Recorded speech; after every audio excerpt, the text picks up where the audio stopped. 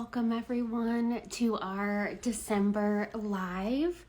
I am going to add Patty right now.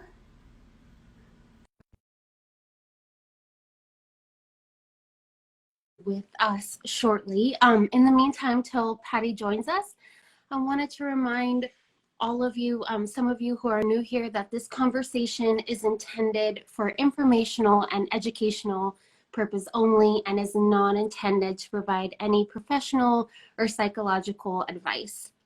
I would encourage you, if you find yourself struggling with grief during the holiday season, to consult with your physician or your mental health provider or a counselor, therapist, if you feel like you could use the additional help. So that's our gentle reminder at the beginning of each of these lives. And I see so many of you coming on, and here's Patty, I believe. Almost. How was it? There she's perfect. Hi, Patty. Hey, Katie. Oh my goodness. How is it December? Well, I'm in New Orleans right now instead of up at the sanctuary. So it is all the things I grew up with in New Orleans. Oh my gosh. All the memories of 70 degrees, then 30 degrees, then 70 again. We still have mosquitoes. I'm like, it reminds me of when I was a kid, right? Where you're riding your bike for Christmas Day. Yeah.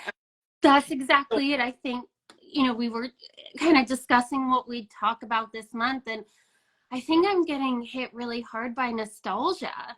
And I am too. I'm very rarely back in New Orleans for actual Christmas, and it's been very nostalgic. And that juxtaposition of warm weather and Christmas lights and just my mom here and see my husband.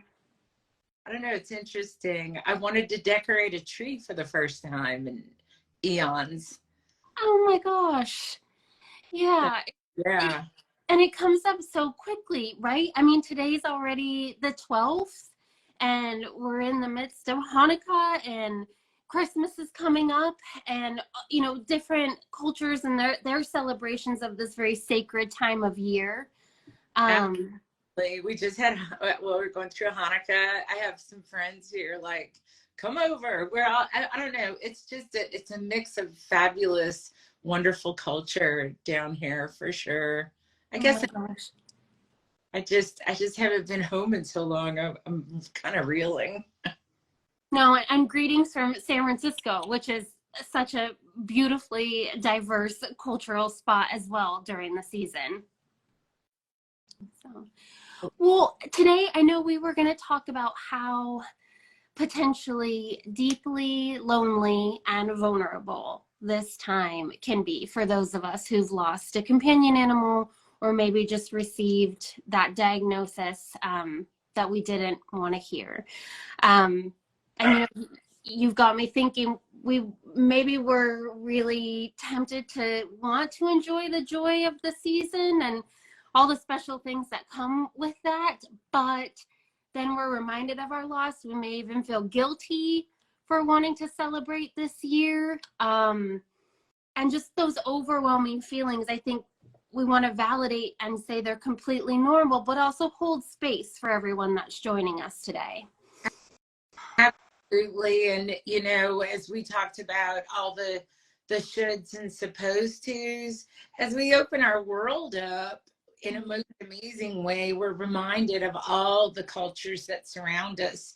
It's a great opportunity to, even if you have your own family traditions, to dip into some other families' traditions and other families' celebration of the holidays. And I find that it's not a distraction, but it's kind of an opening to perhaps something a little new that doesn't bring back the flood of, I think that's a great place to start. Do we want to talk about some potentially new holiday traditions that we can engage in to honor the lives of our pets that have passed. I thought of a few since the last time we spoke, and please go for it. Okay, and everyone watching, please chime in with yours too. We've mentioned before how just really trying to be as present as possible during this time. I know I went and got another cup of coffee just so I could really slow down and enjoy this conversation. But lighting a candle can do that. I've started to get some packages in for loved ones, and I've put my pet's name as they arrive too, so that their name is being used. Order your Amazon packages, order all the special gifts that you're ordering, put them in your pet's name so they come to the door and their name is remembered. Going to the beach or the park or any place that was really special to you and bringing home a memento. I thought about bringing home some of the grass where outside of the home where Jem used to run around in, and putting that in an ornament. It doesn't have to be his picture. It could be something meaningful of the time you shared together. That's a beautiful idea. Or a rock for the mantle, like if there was a dog park that you loved, or maybe you went hiking with your pet, or a little bottle of sand that you could display.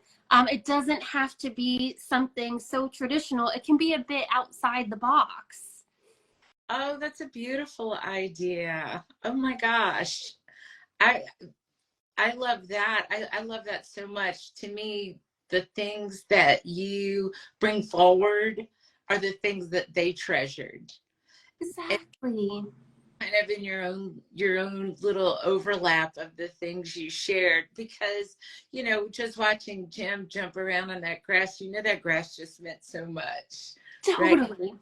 It's so grass, it brings joy. And I think that to bank off of what we had talked about not too long ago was knowing yourself, knowing what was important to them as a pet parent is really helping dial into those specifics. And what are those specifics that help you move forward? Because once you can identify those, then you're able to really key into the foundation of your relationship. Completely. I would ask ourselves, what is it? Of course, we're missing them. But as you said, the more specific that we can be, what is it about them right now? Is it the comfort that they brought us? Okay, well, how can I make this time and my space as comforting to me as possible? Is it the joy that they brought me? Okay, well, if they can't be here with me, what is it that truly brings me joy? And I want to caveat with that you do not, like, if we could do anything, Patty, today, maybe we write everyone a permission slip that you do not have to explain or justify yourself during this time. Oh, that's perfect, Katie, because I think we do a lot of that.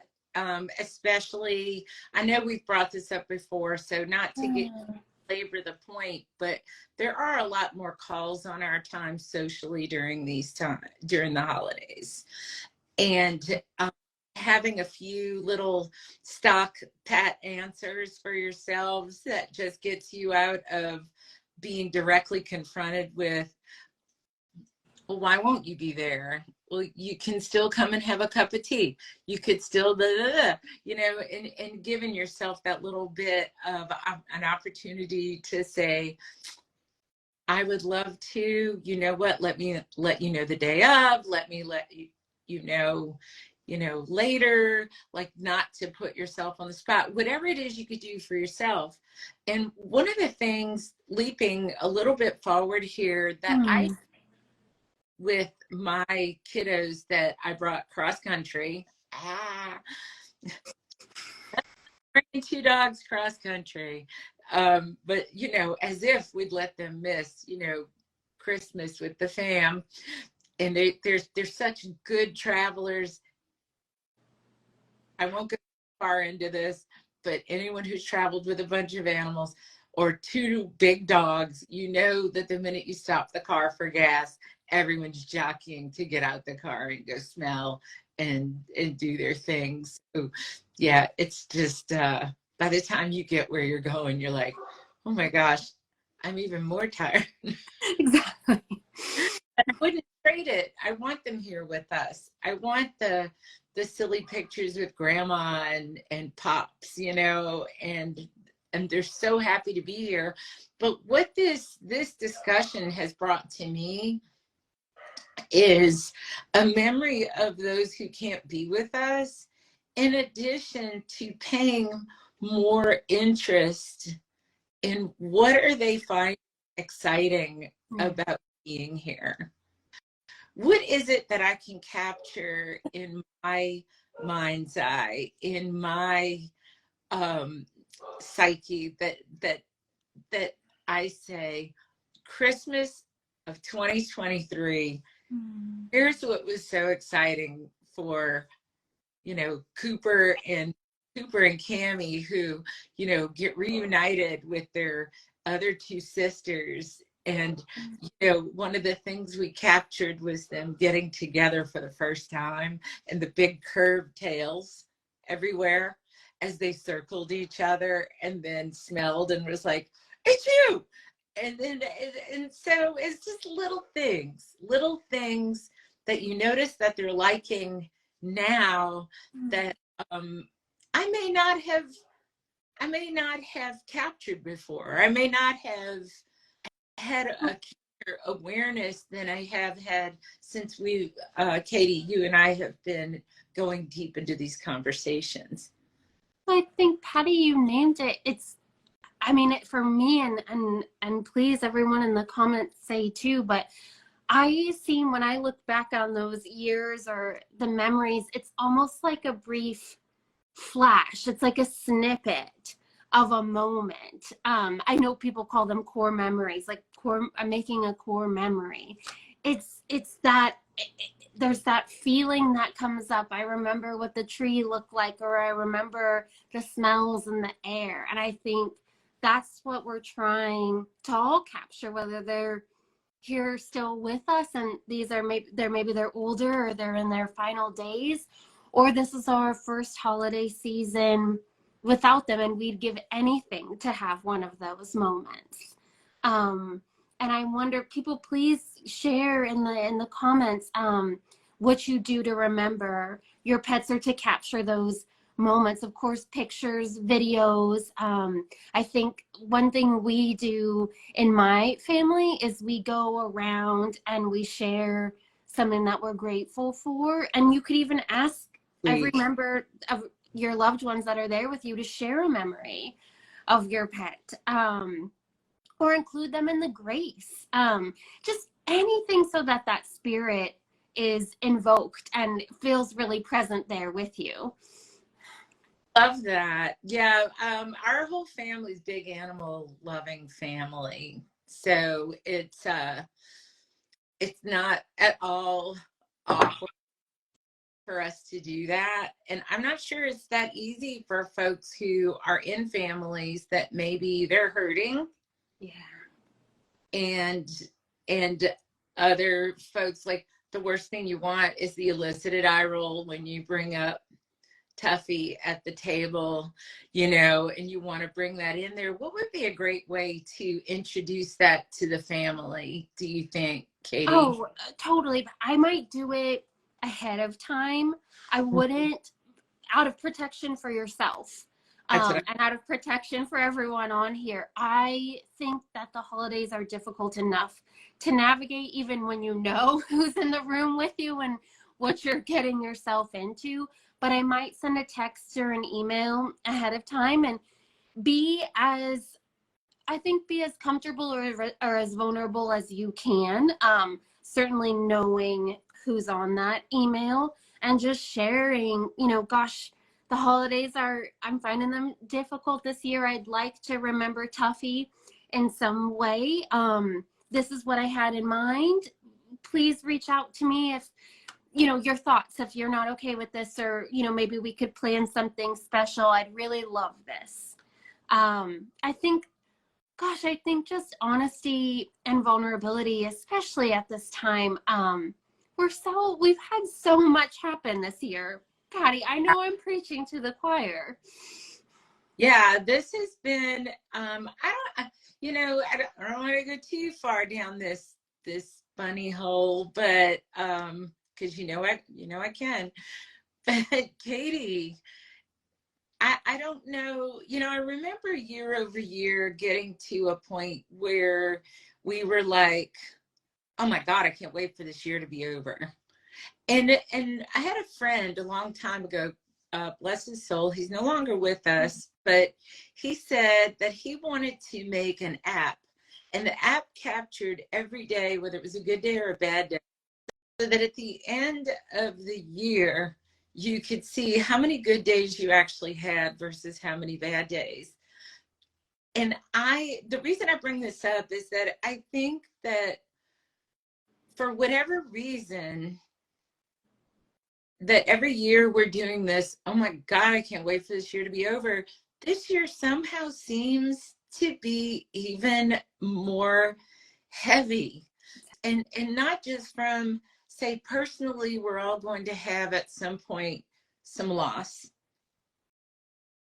Environmentally, like extended family wise, there's going to be some health issues. There may be a loss in there. There may be something that has challenged someone we care about. And then globally, there's so much going on. And I don't know if it's my perception, but this past year has seemed to be particularly weighty. I don't know. Does it feel that way to you? Or is it just something that we as humans build as a crescendo for the end of the year? I don't know, like responsibility we put on the end of the year to round up better, and we get disappointed. Like, what is that? Human nature. Gosh, Patty, and apologies, my audio cut out for a second. So if I say anything that doesn't match up what you say, I'm back now. So my apologies for that. No, I think, first of all, this year went by incredibly quickly in so many ways. I feel like I was just having New Year's Eve, like just a few months ago. I think that when things, maybe just time seems to be going faster and faster now, the older that we get. And I think for those of us who are animal lovers and very sensitive and very intuitive, and we really tend to put others first, both our animals and the humans in our lives, because we never want, I know for me, I just never want anyone around me to be feeling hurt or pain. And so I do everything that I can. And I think when we give and we give and we give, we get to this time of the year, which is the season of giving. And it's hard. I think some of us right now are really running on fumes. That's it. Okay. How do we put in some mechanisms for self-protection as we do feel our tank getting a little bit low? Yeah. And also, you and I, one of our favorite subjects, Katie, of course, is what is self-care, because there's a lot of people out there who want to hammer home their idea of self-care, but we know that's up to us to decide. What are some of the things that we could do that safeguard ourselves when we know? How do you know your tank's running low, first of all? I'd love to hear, what are your indicators that your tank is kind of, the what is it, eighth of a tank, and that little the empty sign comes on. Yeah. I think for me, I just notice myself, I would consider myself a very patient person, a very quiet person. Tired, irritable, don't want to do anything. Thank you, Carrie Francis. You took the words out of my mouth. I think that's it. I find myself, hitting the snooze button. I find myself not having the capacity. Maybe this is the biggest one, not having the capacity for the things and the people and the animals that I love so much and who give me so much. I feel like I'm kind of slogging through. Like emotions, but not Yeah. aged. Maybe attuning to things that aren't that important to me and putting the things that I love and that are meaningful and fulfilling to the side. And so I would encourage actually everyone, when we get off this live, jot down the things that are actually meaningful and important to you. And if they are holiday season related, even better. And I would keep that. It could be on like a little sticky note. I'd keep that in your wallet or purse. And when you're finding yourself totally burnt out, compassion fatigued, pull this list out. This is your Christmas list. This is your holiday list. And look at it. Thought of this. I make a Christmas list, and you break it down into family, work, family, friends, the kids, blah, blah, blah. Give everybody, you try to get them all on a map. And, I've never put myself on there. Patty, that's a huge, if we were in therapy right now, or if we were meeting for a session, I would say that was a huge breakthrough. And I think for a lot of people that are givers, that's a massive part of our identity. That's how we feel good, right? We give.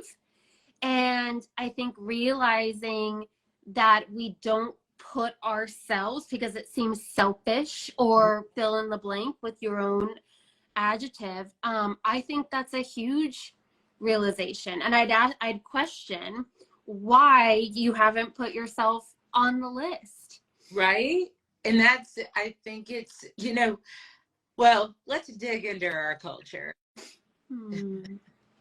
We are so god awful afraid of being called selfish. Selfish has gotten a bad name. It's gotten a bad rap. It has many negative connotations, but the actual act of taking care of oneself is really not a bad thing to do. I had this discussion with my mother because my mom's in her 80s, I'm in my 60s, and my daughter's in her 20s. And it's really funny because I said, your generation really, your whole world was centered around you were a good person if you took care of everyone else. And now I'm in my 60s, my whole world was centered around take care of everyone else, but carve out this little piece for yourself. Whereas here comes the daughter who's 29, she'll be 30 next month, and she's like, snap, snap, snap, wait a minute. She's all in the oxygen, kids. Like, if I'm not pumping and I'm not firing on all cylinders, everybody loses, including myself. So I think there is a generational aspect to this. Oh, completely. And a personality element factored in as well. And so I think that there's, this real push, you actually get when you give. And that's okay. There's a difference, I think, between giving in order to get and giving straight from your heart. And what you get from that is really cool. Absolutely. And I think on that exact note, Patty, I think that it can be really tempting, especially during the holiday season, to look for kind of the external things that will fill us up. There's so much focus on presents and this and that. And it's, especially in this country with consumerism or different aspects. But we know that the key, it all comes down, meaning fulfillment, that has to be an inside job. It has, and the only person, and this is going to sound really potentially harsh, the only person that can fill you up is you. And so how do you do that? Like Christmas Day, I Mhm. take dogs for a walk. Like that's a priority. Whatever's happening in the kitchen is happening, but there's a priority. That's going to fill my cup. That's going to make their day great, and go smell all your pea mail and do all the things you need to do, but to make them a priority. And when you look at attending to all those aspects of yourself, Mhm. you do have to attend to the whole, You just gave right? You have to attend to that. you just gave me a great thought. What if what if everyone on this live were to attend to themselves the way that they attend to their animals? Both those that are still with, like, what would that be like to treat yourself like that, and to make Self too while you're doing it. exact Your hair and make you so cute. No. the total. I mean, what would that be like? What would that be like? Like to use little voices with yourself as well, just like, and we're gonna have extra cocoa, and we're gonna have extra marshmallows, and we're gonna have a great day. Like, why not? When I talk like that to myself with my dogs, they're like, and what's happening with us? What do we get? I'm like, oh, good. It lightens the room. Completely. And to be that gentle and kind. And I do love that plan. So like you said, Patty, like Christmas Day comes, or the holiday in your home, I say have a plan, because we do a lot of times with seasonal grief, it hits us unexpectedly, right? It's the song that comes on the radio. It is the memory that flashes in our head from previous years. It comes, and it comes hard, and it comes fast, and it just really hits the heart, I think, during the holidays. So I love to have my little plan. So that can include, like we said earlier, if you get invited over that day, or you're having people over, I would do kind of reach out to them beforehand and just say, this year's tough for me. You don't owe them an explanation. If you want to, fine, because I'm missing Tuffy, or whomever, however you want to phrase that, but let them know what you're going through. And then if you're going to someone's house, I always say either drive yourself, or have someone understanding that will leave when you want to leave, so that kind of takes all the pressure off, right? Knowing you have an escape plan, if all the feels start to come up. And then, like you said, I'd have a plan, like, oh, I'm going to walk down the street and go get a coffee, or offer to run to the store to pick up that. Everyone's always missing an ingredient, right? Absolutely. Or ice, or whatever it is. I'm that person. Oh, can I go to the store? What are we missing? And take all the time that you need. I mean, it is perfectly acceptable to even have a really good cry in the car. We've all been there. Let's validate and normalize that. Well, and I think I think there are times too when, like, I know myself, I have a list for every day. Wow. Okay. And that helps. I'm a list maker. Okay. So, like, what do I need to do tomorrow? I'm going to make a firm, solid promise and vow right now that I'm going to put myself at the top of every one of those lists. And I'm going to pick what I'm going to do for myself that day. And in the spirit of Patty, who will overcomplicate everything, my vow is to not complicate that piece. It could be absolutely, because in order to be doable, it can't get overly complicated. Totally. So I'm going to put my name at the top of that list every day. And it can be one super easy thing, like get a Starbucks coffee, or anything, wear your favorite new socks. Something, though, that just when I wake up that next day, I go, oh yeah, me. Oh, Patty, I love this. It's almost like you're your own secret Santa, or you're making like yourself an advent calendar. Yeah. And it can be so simple. Like, don't overthink it. Even something that makes you just excited and will give you a chuckle to start that day.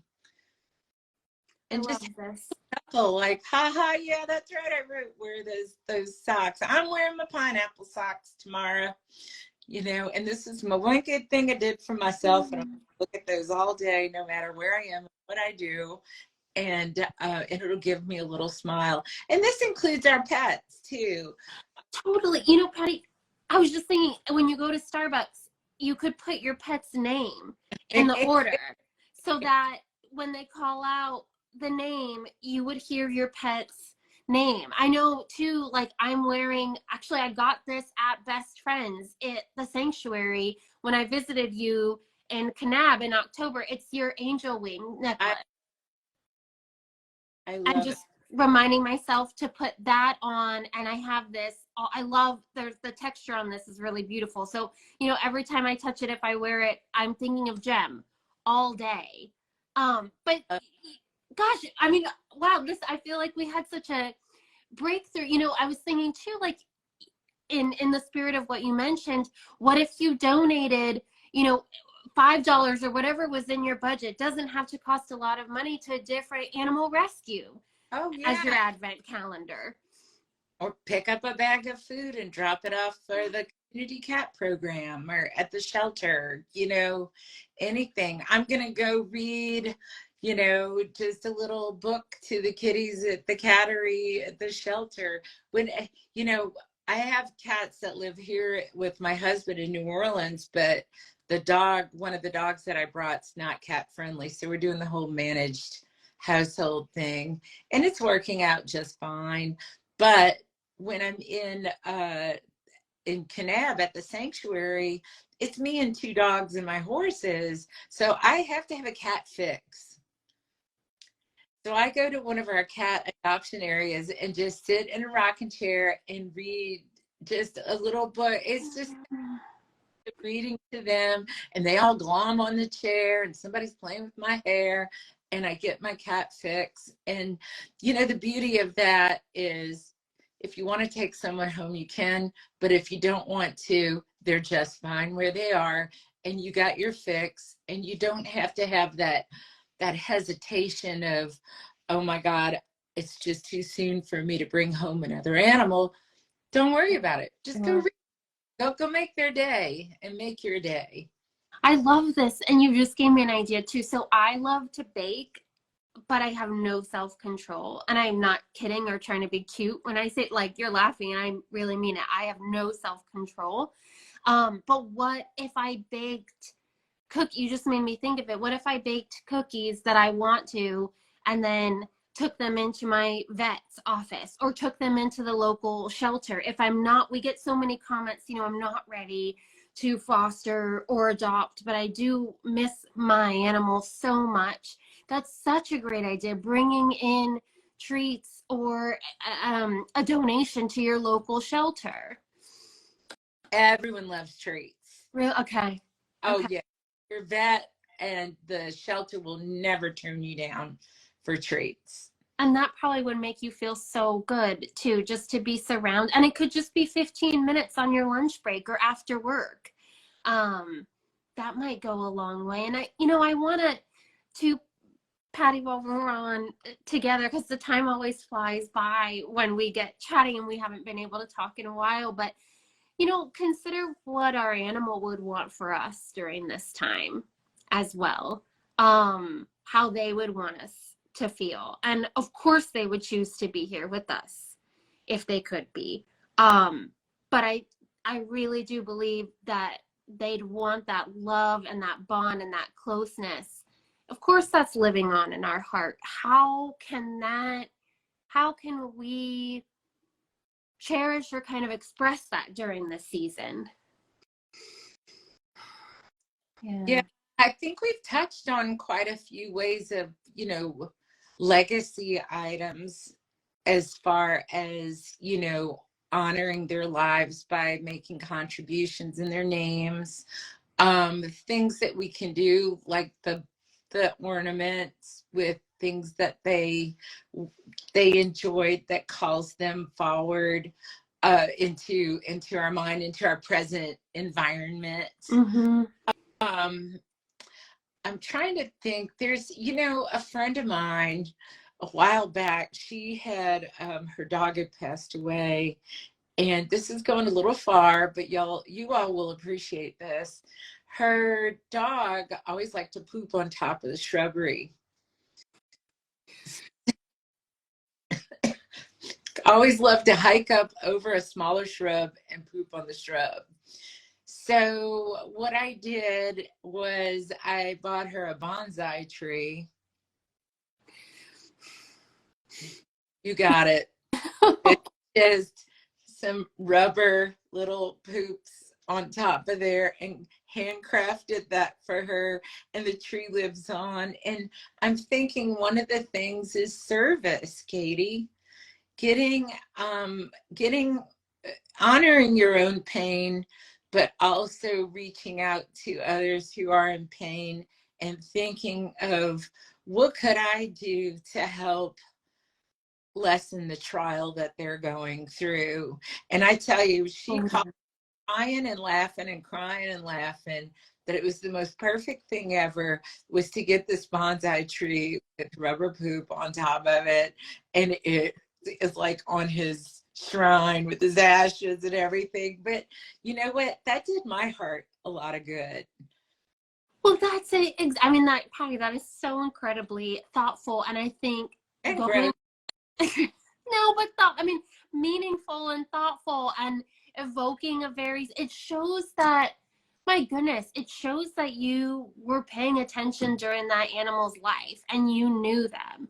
And I think what's so important to remember is that none of us, especially during the holiday season, have forgotten that our pet has died. We're probably thinking about it most of the day. And so you bringing that up and showing them that your friend's animal had an impact on your life, on your heart. I mean, gosh, could we do anything nicer for another person? And I think too, you bring up, this is a really good cognitive exercise. If we're stuck in the grief or the guilt and we're just spinning, we can kind of break that loop, at least for a little bit, about thinking what would be meaningful for a loved one, whether that's friend or family, in our life. And you did that, and that gives us something to do.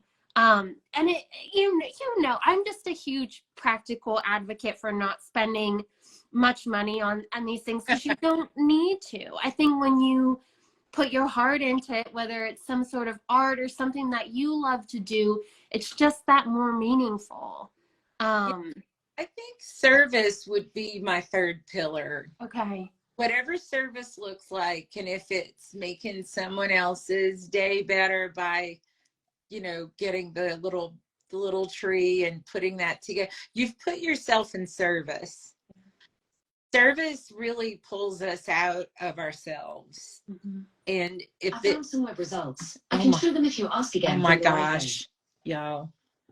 We're nothing if not human. Yay. Hi. She just popped in there. Is to put yourself in that, you know, doing with your hands, your heart, your mind, you know. And here's the thing too, I think we get hung up on, is that it has to be animal related. You know, just like in Jim's case and the love of grass, maybe you volunteer to go pick up trash in the park. Maybe you go help out with planting trees, or, you know, you can do so many things in the name of your animal and in honor of them that is related, that if it's too tender for you to go right directly into service for other animals, that you can do something that's directly related to the things that they loved. Totally. And I think, Patty, you're touching, again, everyone knows this is, or we shared that this is not intended to be therapy or counseling, but you're really touching on a pillar of cognitive behavioral therapy, which is behavioral activation, which is doing something, especially when we don't feel like it. And I think we can find such a sense of purpose in the midst of our grief. And I think you're so right. And especially, whether it's, maybe you have an elderly neighbor, you can say, gosh, I'm headed to the store. Can I pick you up anything? You're right. It doesn't have to be animal related. It could be just incredibly thoughtful. Can I, it was snowing up in Tahoe this week. Can I shovel your path for you? Bonus, you get outside for a little while, and that repetitive motion will take your mind off the grief, even just for a little bit. There's so many community pages, I know, in the neighborhoods that I live. Every night there seems to be something where you can volunteer your time in a way that engages you too, and might help, pull you out of a little bit of the darkness that can come with this time of the year. Absolutely. Absolutely. When you touch someone else or touch their lives, it's all golden. Mm-hmm. The cool thing is there's so many things to pick from, right? So you can pick and put it on your list, and and if you decide that day that you just can't, well, then don't. Yeah. You write a permission slip, right? Yep. We're going to give everyone a permission slip, because I think, I think we can name it that what most of us on this call would want for the holidays, if we had a choice, is our pet back that passed.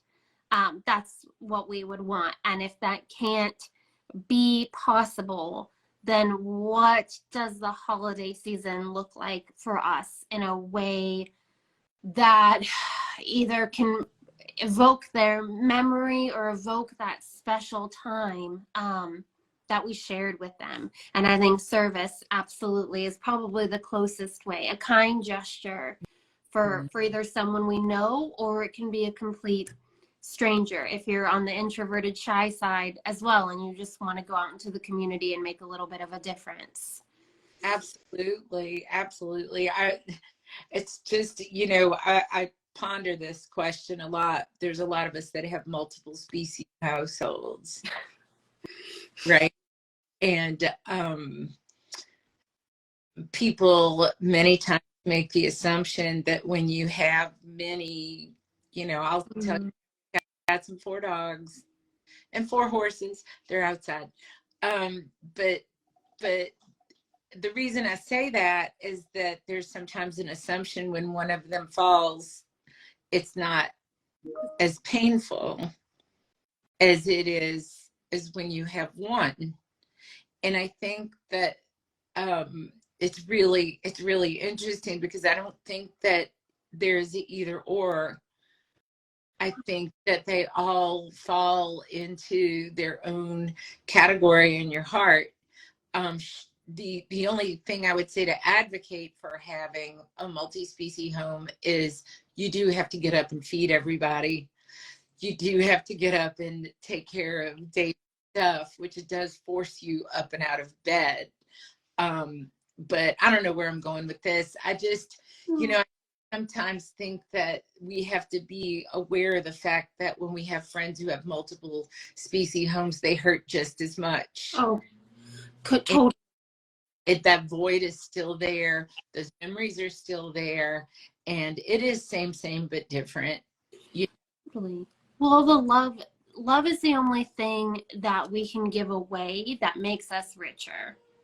And every little love that we bring in, and I've got a foster pup at my feet fast asleep right now, but every life that comes into our home, whether it's a foster, whether it's, someone that we've rescued, it expands the heart. It hurts just as much. So every life is absolutely a life. So I do love that you brought that up. And I think this would be a gentle reminder to not try and stuff anything down.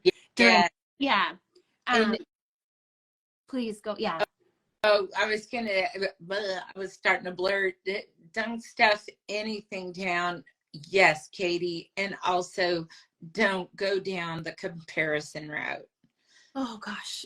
Comparison is the thief of joy. Isn't that what they say? Is. There are no, I always call it don't should on yourself. There are no shoulds. You know, no matter how much time it's been, it's your time to process. Totally. And so much, I'm so glad you brought this up because so much of the holiday season is out of our control. You know, whether we're in the grocery store and our favorite, you know, our pet's favorite dog food is on sale, and boy, does it just slam the heart. Or that one song that you always sang with your dad comes on at the dentist's office. So much is out of our control. And I think even just reminding yourself of that goodness, I have so little control over what's going to come up. All I can do is my best. And if it's not, you know, if I'm not having a strong day, if I'm feeling super vulnerable, that is okay, because I know that I'm still a kind person and I'm gonna show up genuinely and authentically. I mean, that's all we can do at the end of the day during the holiday season. Well, could you give us some type of, I don't know if they call it somatic technique for, say, when these things jump up and grab you by the boo-boo and you were absolutely going about your own business, living your day, and that song comes on the radio, that smell hits you, that sound, that bag of dog food. What can we do? And I'm not saying you want to stuff it down or suppress it, but how do we steady ourselves in the aisles? Totally. Yeah. How do you get out of the grocery store into the comfort of your car so you can just have a breakdown? No, I hear you completely. I think we just want to try to bring ourselves back to that present moment. You can Google grounding techniques. I want to be very careful of, you know, waiting the fine line here between therapeutic advice, but I would Google grounding techniques. You might, for example, name everything red in the aisle that you can see. Just what are all the red things that you, yeah. Okay. Something that count. puts you into reality. And laser focused back. You're safe. You're surrounded by people that probably care. But just to know that you are safe in that moment. You could count, let's say, count soup cans. It can be really simple and no one else has to know that you're doing it. There's also a great one, 5 things that you can see, 4 things that you can hear, 3 things that you can touch. Anything that brings us back into that present moment. I'm also a huge fan of honestly pretending to get that phone call. Oh my gosh, I got it. I mean, because that's a very quick out. I've got to take this. I'm so sorry. Let me leave my cart right here. And that's a fast exit as well. Or having someone that you know that you can trust and calling them in that moment. That can really, really help. Or like I wear this angel wing necklace. There's kind of a point on it, and I'll grab it if I get kind of overwhelmed, because just that sensory brings me right back. And anything that you can do that makes you feel safe. You're safe. Your feet are on the ground. You grab the shopping cart. You're stable in that moment. It's going to be okay. I have a friend who carries a smooth little stone, and he'll just start rubbing that. And what that does is physically connects him to something that is real and tactile. Yep. Like you said, I'm safe. My feet are on the ground. I'm going to be all right. This moment pass. Yep. You want to keep your eyes open. You want to really engage your 5 senses in that moment. Some people carry like an affirmation card with them that they can pull out that says, you know, I'm okay, or this too shall pass, or I did everything that I could, whatever resonates with you, just anything that's that physical reminder. And, you know, now kind of related, the holidays is not the time to put on a happy face for other people, because that takes so much energy. I mean, that's the quickest way to drain yourself, is to put on, you know, the smile and be there for everyone else. You really, you know, grief is not linear. We should, how you said, you know, we shouldn't be doing anything that makes us uncomfortable or stretches us too thin during this time. Where did the word no get such a bad rap? Well, and, you know, definitely, and there, and power of and.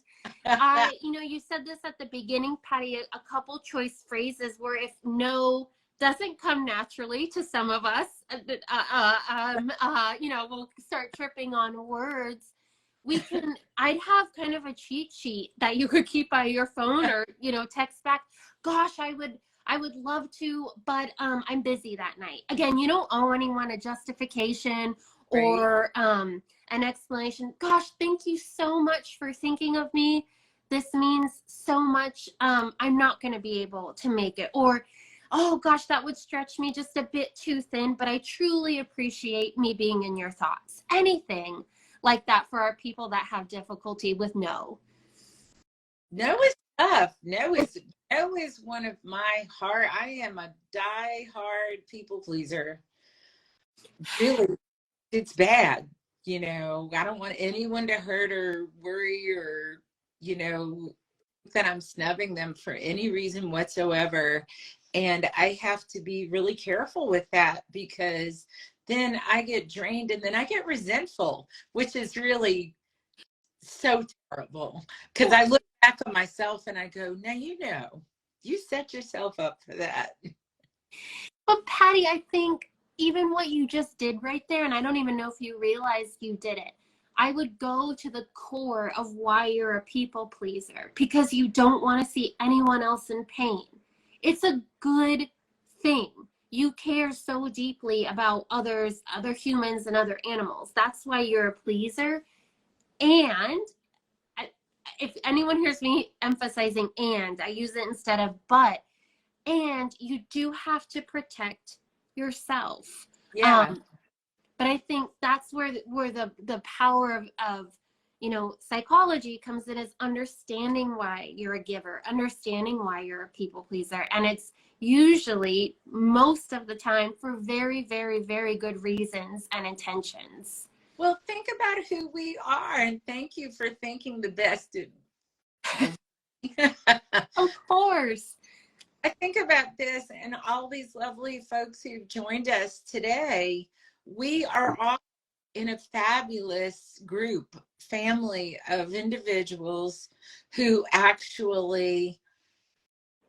we actually expand our hearts in ways that a lot of people have not experienced the privilege. Absolutely. I'm so glad you said that. Absolutely. You know, this makes us all very special. Everyone here who's dialed in and taken the time to join up today, you know what it's like to push your heart to its ultimate limit and love way beyond yourself. And I always think about, you know, how many languages do you speak, right? Because I speak rat, cat, dog, horse, you know. And as you learn all those languages and those secret lives, they become part of your DNA. You know, they're part of your life. Patty, you just made me I mean, maybe, I know we're coming up to the hour, and maybe this is like the thought we all take away.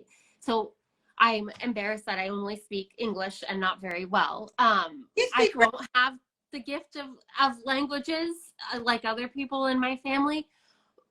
But when you were saying that, you know, you speak cat, you speak horse, you speak dog, how cared for and loved do our animals make us feel without any words at all? And how do they do that? It's just their comforting presence. this intuitive feeling.